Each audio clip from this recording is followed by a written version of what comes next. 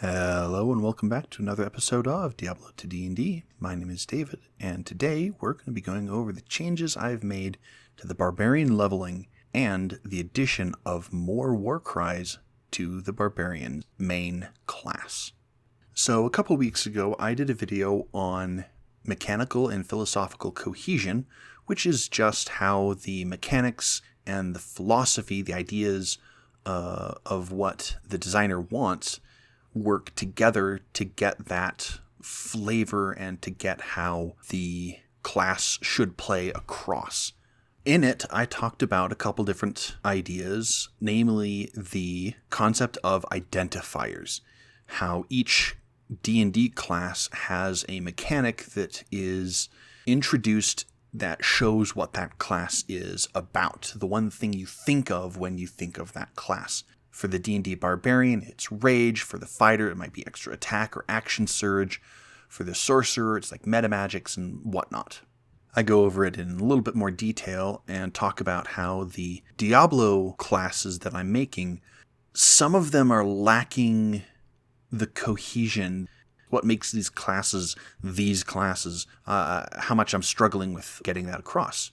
So here, I am taking action to make the Barbarian more philosophically cohesive.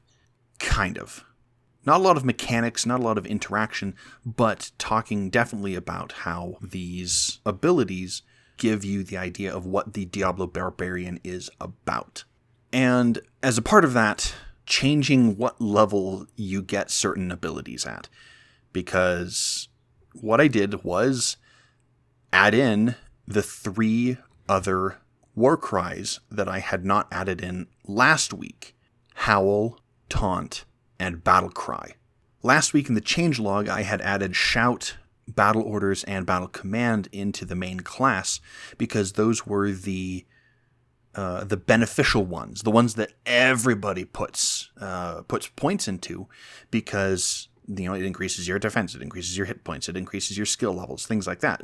Things that you always want to have. But now I'm adding in the other 3 so that the Barbarian has something at level 1 that they can point to and say, this is what the class does. So let me introduce you to the new leveling table. At level 1, you get Howl. Now, Howl was moved from the Singer's 3rd level to the main class's 1st. What this will do is introduce the charisma side of this Barbarian very, very quickly. Most identifiers in D&D are gotten at the 1st or 2nd level.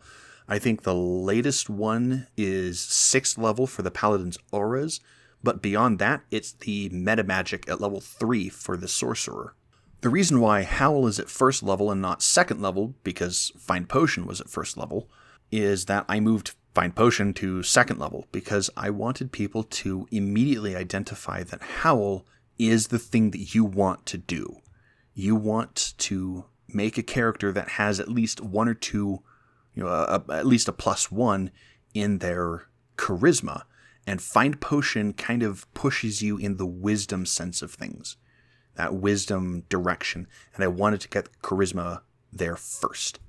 At 2nd level, Find Potion got bumped up from 1st level, but Leap got brought down from 7th level. The reason for this is because I realized that the leveling for the Barbarian was a little wonky. Increased Stamina used to be at level 2, but in Diablo, Increased Stamina was a 12th level ability. Leap was a 6th level ability. So that caused a bit of and so I brought it down so that you get it a little bit faster. Not to mention the fact that the 2 things that the Diablo Barbarian is known for is their Warcries and their leaping. Like, that's the big thing. And in fact, in Diablo 3 and 4, we have the Bunny Barb, or the Leapquake Barb, where they are literally jumping around the battlefield, leaving earthquakes around and damaging in an area. So getting Leap is very important, because when I start adding in the other games, that 3rd level you very well might get the ability to drop earthquakes when you land. At 5th level, you get Taunt. I was a little bit hesitant about Taunt being dropped in the 5th level because 5th level is reserved for extra attack, but there was a couple things that went into making that decision. First off, with Howl at 1st level, you don't get any Warcry at 2nd, 3rd, 4th, and if you don't get Taunt at 5th, then you wouldn't have anything at 5th or 6th, so you wouldn't get anything from 1st to 7th.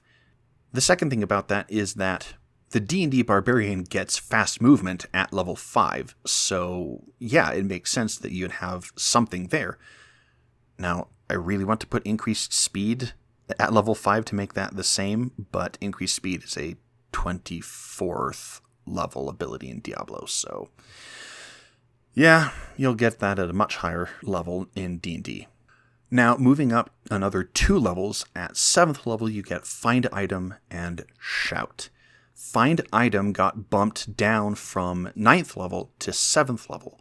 That is a little better, because if we see what it was replacing, which was Leap got moved, then it opened up an area for Find Item to become a little bit more useful by dropping it 2 levels so that you have advantage on that investigation and perception checks.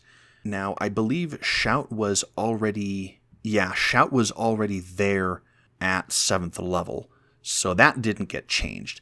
But fun fact, I didn't realize this, but at 7th level, the D&D Barbarian has Feral Instinct, which gives them advantage on initiative rolls, and if they're surprised and aren't incapacitated, you can act normally on your first turn of combat, but only if you enter your rage before doing anything else on that turn. Shout, as it stands with the current build, means that you can't be surprised, so there is an unintentional, nice little parallel between the two barbarians. Jumping up to the 9th level, we have Increased Stamina. Now, Increased Stamina got bumped from 2nd level all the way to 9th level. Now, that is a huge jump, and it did get an appropriate buff. I made it so that you can't be exhausted by non-magical means, except through lack of food, water, or rest, and it previously reduced your exhaustion by 1 level per short rest, once per long rest, which means essentially you lose 2 levels of exhaustion per long rest. But in this case, I bumped it up to 9th level and made it so that that is unlimited. So you basically will never suffer a ton of exhaustion. You just spend an hour and you're pretty much good to go. Battle Cry got dropped down from the Singer's 10th level to the main class's 9th level. This is to ensure that the progression continues, that you're getting a Warcry every 2 levels or every 3 levels. Other than Howl to Taunt with that 4 levels, but jumping up to 11th level, Iron Skin sticks around, but Leap Attack got dropped from 17th level all the way to 11th.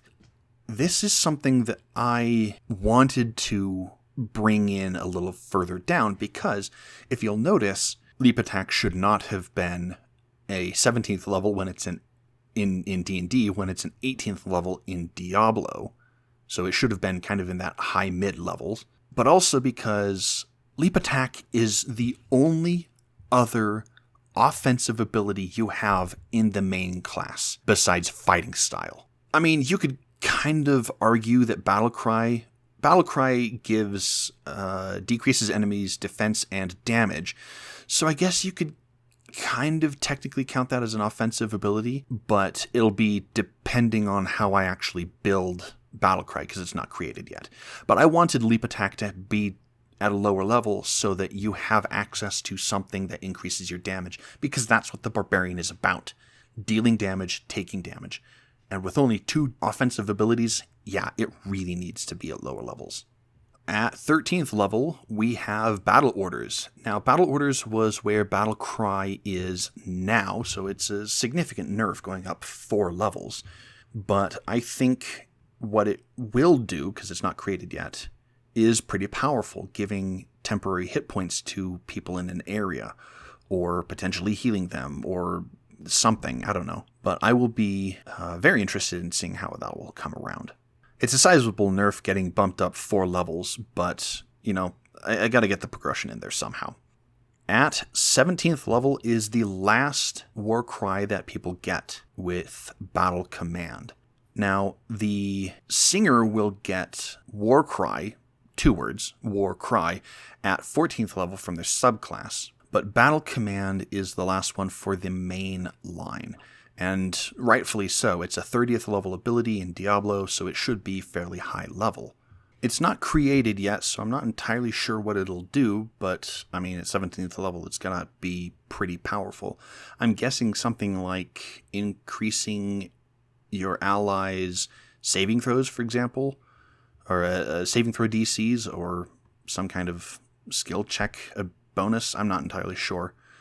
At 18th level, Warcry improvements got removed. This is something I'm not entirely sold on for right now, because it does mean that I'm missing an 18th level ability. But having a Warcry immediately before, I don't know. I'll think of something, as I usually do. Anyway, that just about wraps it up. Right, that's right. For increased stamina, I was very happy about this. So I did a ton of research into exhaustion to figure out whether or not, what I could do and couldn't do, because exhaustion is fairly debilitating, so I wanted to figure out if it was too powerful, if increased stamina was too powerful. And I stumbled on an unintentional synergy, or not mechanical, but philosophical cohesion thing. So most exhaustion comes around from one of a couple different abilities. One is extreme hot or extreme cold, forced march, rowing, which is kind of forced march-ish, and lack of food or water. So with those extreme temperatures, extreme hot, extreme cold, and like frigid water and whatnot, that kind of gives you the idea that natural resistance at level 20 is a natural progression of that, because natural resistance gives resistance to cold, fire, lightning, and poison. Creatures with resistance or immunity to cold and fire do not need to make saving throws against exhaustion in extreme temperatures. So I'm super happy about that. Like I said, it was unintentional, but my goodness, is that really, really nice to see. All right, I am going to wrap it up there. You can contact me at XenosFan2, that is XENOZFAN2 on Blue Sky and Reddit. And you can contact the channel directly at Diablo TODND on Blue Sky and YouTube. Thank you much for watching, and I will see you in the next one. Have a good whatever.